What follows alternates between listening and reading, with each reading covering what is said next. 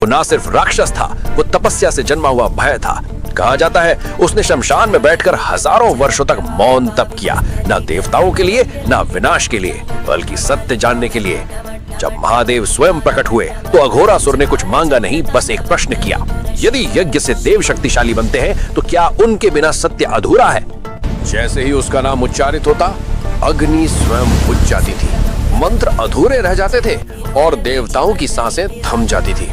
ये कहानी है उस राक्षस की जिसका नाम किसी ग्रंथ में पूरा नहीं लिखा गया, जिसे पुकारना भी पाप माना गया। धरती पर महायज्ञ चल रहा था, ऋषि मंत्रोच्चार कर रहे थे, देवताओं को आमंत्रण दिया जा रहा था। अचानक हवा ठहर गई, अग्नि कांपने लगी। एक वृद्ध ऋषि के मुख से अनजाने में वो नाम निकल गया, बस उतना ही काफी था। अग्नि बुझ गई, मंत्र टूट गए, आकाश काला पड़ गया। सभी जानते थे उस राक्षस का नाम ले लिया गया है। उसका नाम था अघोरासुर। वो ना सिर्फ राक्षस था, वो तपस्या से जन्मा हुआ भय था। कहा जाता है उसने शमशान में बैठकर हजारों वर्षों तक मौन तप किया, ना देवताओं के लिए ना विनाश के लिए, बल्कि सत्य जानने के लिए। जब महादेव स्वयं प्रकट हुए तो अघोरासुर ने कुछ मांगा नहीं, बस एक प्रश्न किया, यदि यज्ञ से देव शक्तिशाली बनते हैं तो क्या उनके बिना सत्य अधूरा है? महादेव मौन रहे और उसी मौन से एक वरदान निकल पड़ा, तेरे नाम से हर यज्ञ रुकेगा, ताकि लोग जाने भक्ति बिना अहंकार के होनी चाहिए।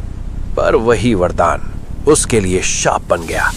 देवता भयभीत थे, ऋषियों ने उसका नाम लेना छोड़ दिया, लोगों में उसका तिरस्कार हुआ। अघोरासुर ने विनाश नहीं किया, पर उसका अस्तित्व ही भय बन गया। वो राक्षस नहीं रह गया था, वो एक चेतावनी बन चुका था। एक दिन अघोरासुर स्वयं यज्ञ भूमि में आया, हाथ में कोई अस्त्र नहीं, आंखों में क्रोध नहीं, सिर्फ पश्चाताप। उसने कहा, मेरा नाम मत लो, पर सत्य को मत रोको। और उसी क्षण उसने स्वयं को अग्नि में समर्पित कर दिया। अग्नि जली, मंत्र पूरे हुए, देवताओं ने भी सिर झुका दिया। अघोरासुर का नाम आज भी नहीं लिया जाता, लेकिन उसकी सीख अमर है। भक्ति अगर अहंकार से हो तो यज्ञ भी रुक जाते हैं, और त्याग अगर सत्य के लिए हो तो राक्षस भी पूज्य बन जाते हैं। यदि आपको यह कथा स्पर्श कर गई हो तो कमेंट त्रिशूल सत्य लिखकर अपनी श्रद्धा प्रकट करें। जय महादेव।